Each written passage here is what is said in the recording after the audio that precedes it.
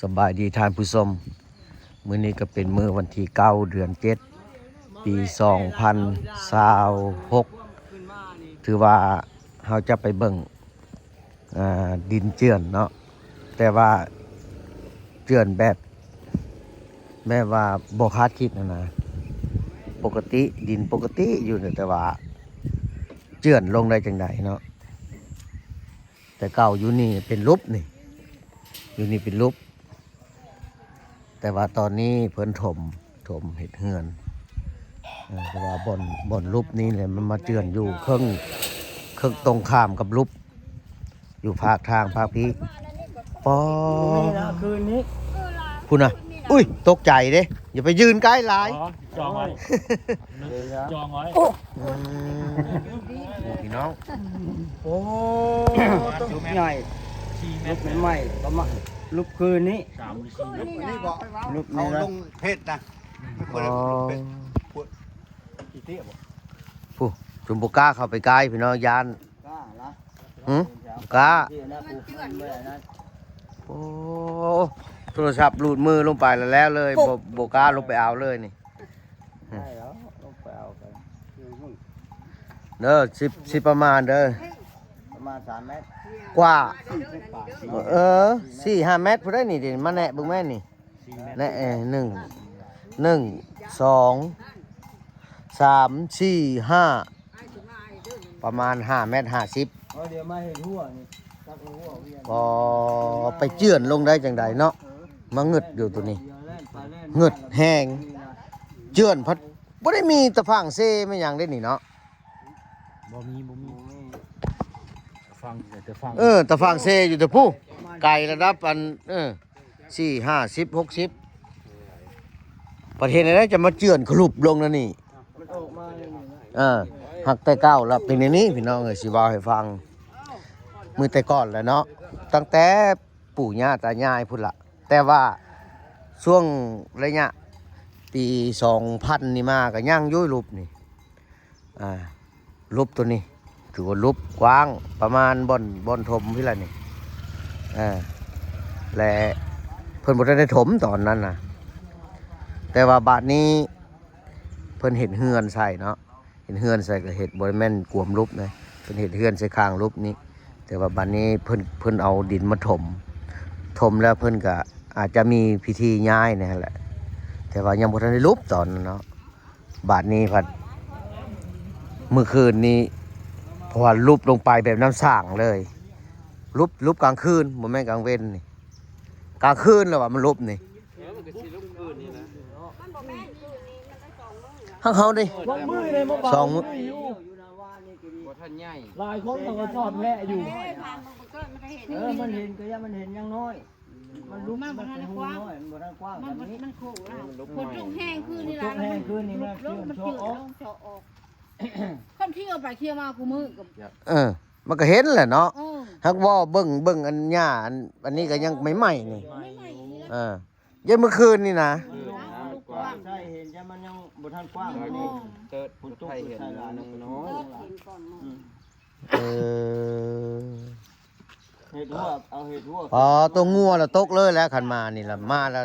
30 คุดหัวคนก็ตกก็เจ็บนี่ปอเพี่นรูปลงแบบงามเลยเนาะ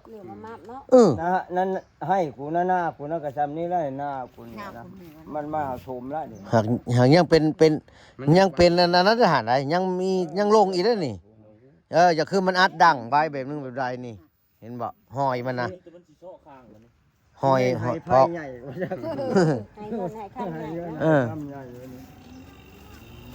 เจ้าคืดว่าไม่ยังลุบให้ยังให้เงินตายแล้วมากันนั่นนี่นะโอ้อันคำลูกมาถ่ายมาเพียงเคยเห็นอยู่แสงมุนน่ะเป็นแสงคือกระตุกเป็นตายแล้วมากันนั่นน่ะโอ้อันนี้ตะกี้ลุงแฮนแล้วเป็นง่ายจะหันมันอยู่นี่ง่ายจะนี่ก็แล้วรูปนี่ละฟังอันถมแต่จักปีรูปนี่ปีใดก็ถมถมตัว2 ปีนี้เนาะเจ้าได้ย้ายบ่มีพิธีย้ายบ่บนรูปนี่บ่ได้ย้ายเนาะ ฮะ เอามือกับมาอยู่ทุ่งดินแล้วกันผ่าน ผ่านได้ไหน เป็นแม่ลูกอ่อนผ่านก็เป็นแม่ลูกอ่อนบักเติร์ดบักตุ้ยผ่านว่าเมื่อยขึ้นมาแล้วผู้ดีท่วมหัวก่อยแล้วก็ผ่านแล้วก็นุ่งเสื้อกระต้อง อืม ซ่อนนี่ละขับเอาลูกกินนมผ่านนกขึ้นมานี่เราสู้เดี๋ยวก็ปล่อยก่อยเพื่อนหันหน่อย สู้เดี๋ยวก็เมยนะ เฮ็ด เฮ็ด เห็นว่า เฮ็ด เออ แล้วล่ะ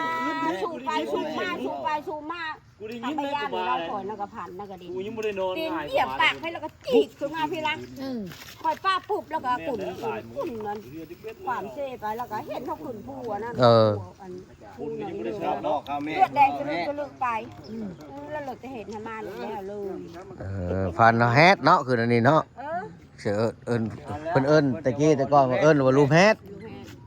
เออ แล้วหลุดพันชนะแล้วก็ตัวกับปุ๊บพ่อมันทำกลางคืนเลย ออกมาหันมาอยู่นี่โอ้นี่จะ พ่อ ไป มัน อยู่ ทำก ได้ ลาง ผ คื ม นเล ง่าย ย ไปอยู่เช่ ใช่แล้วพ่อเว้ยว่าคอยพันปั้มกันแม่คืออันแม่คืนนั่นนี่แฮคืนนั่นนี่แล้วแฮแม่อย่าง จริงๆลูกเกิดขึ้น คืนมาเนี่ยเราผู้ดีปั้มเลยตีนเขาจีปากมันจน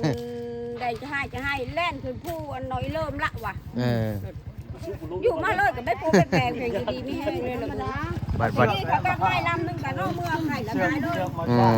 แสดงว่าอยู่ในนี่ถือว่าเคล็ดขนาดเนาะแต่ก่อน แพทย์มันแล้ว เออ เพิ่นว่านั่นนี่นะอยู่ได้นะเพิ่นว่าอันดินนี่ละผู้อื่นอยู่บ่ได้เพิ่นลูกนี่อยู่ละได้เพิ่นรักษาไปให้กันนี่ละเพิ่นว่า เออ ลูกขึ้นนี่แหละ แม่นความเคยลี เออ อยู่ได้อยู่ดีมีแฮงเลย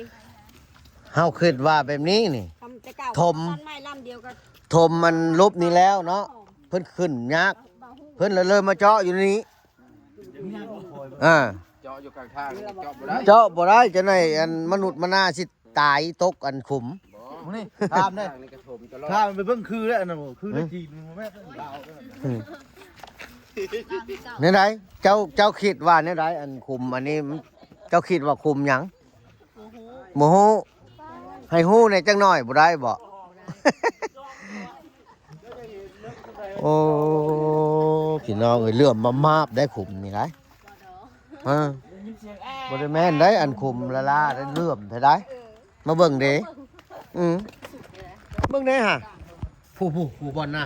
เลื่อมได้ฮะพวกนี้ฮะพวกอย่าคือทั้งแคมขุมนี่ล่ะแบบมันแน่นดีนะมันเกี้ยงด้วยนะ แบบไหอยู่เนาะ เออ ลักษณะก็มีไหอยู่ โอ้ เป็นนั่นนะอันนี้เรา มันบ่ได้คือได้อันตาฟัง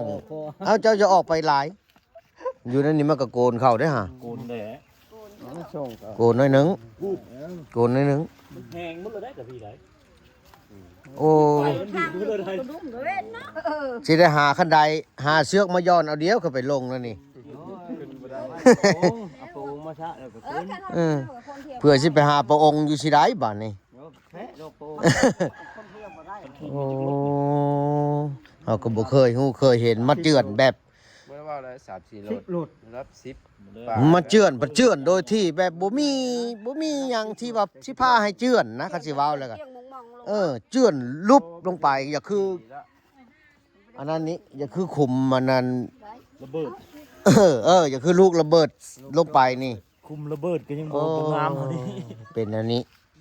เพื่อเห็ดงามลงไปเลยอ่ะ อืม เห็ดนองซะนองซะป้อมบงนู่เห็ดนองซะ โอ้ยบ่เอาดำ กกไม้กกตอกก็ลูมลงไปน้ำเลย ดินลินละลานี่นะพอไปเจือนลงนี่นะเขาก็งึดอยู่งึดแห้งอืม ๆพ่วงออก งึดน้ำที่ว่าบนนี้มีบนผ้าให้เจือนเลยเจือนนี่นะพอลุบลงนี่นะเออ